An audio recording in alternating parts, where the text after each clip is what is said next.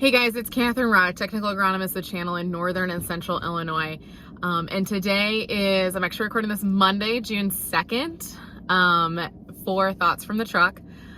We have had a busy past 2 weeks here in northern and central Illinois. We've had a lot of post-herbicide on application of corn. We've had a lot of side dressing activity for corn, and we're gonna start doing some post-herbicide spraying on beans here in the next couple days. And some things I kind of want to talk about are things that I've noticed in the past 2 weeks is we've had some rough looking corn that's had that lime green, yellowy look to it. And a couple of different factors that could be contributing to that.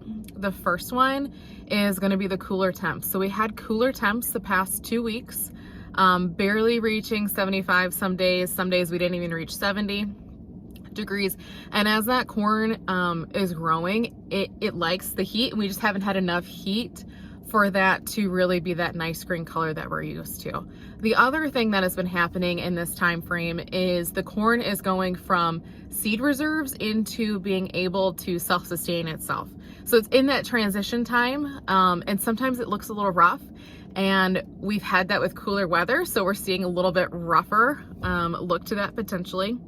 The other thing is when we are doing our post-herbicide applications, you know, we're putting stress on that plant to metabolize that herbicides. And if it's cooler out and it's going through this transition from seed reserves to being self-sustainable, we're asking it to do a lot in not as optimal conditions. And so that's why some of the corn has looked a little pale compared to normal.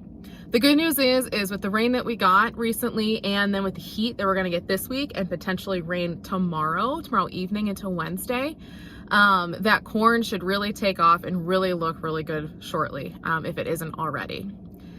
The other thing I do want to talk about is our soybean post-herbicide application. So in my opinion, in the past couple weeks, I feel like the soybeans, they've grown and then they've just stalled. They haven't really grown too much in the past 2 weeks. Again, kind of contributing in that to the cooler temperatures. And the other thing to think about, especially on our 30-inch row soybeans, it's gonna take a long time for that canopy to close, if it does. And so for our post-herbicide application, we really need to think about having a residual in our tank.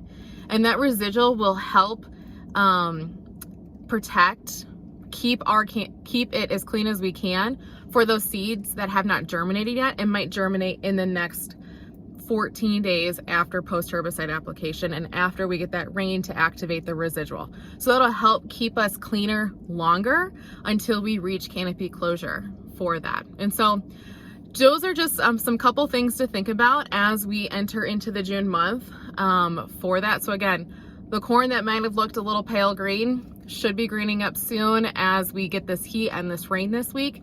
And then for our post-herbicide applications on soybeans, really think about adding that residual to keep our fields as clean as we can until we reach canopy cover. So that's this week's Thoughts from the Truck. Hope things are going well, and if you need anything, feel free to reach out. Thanks.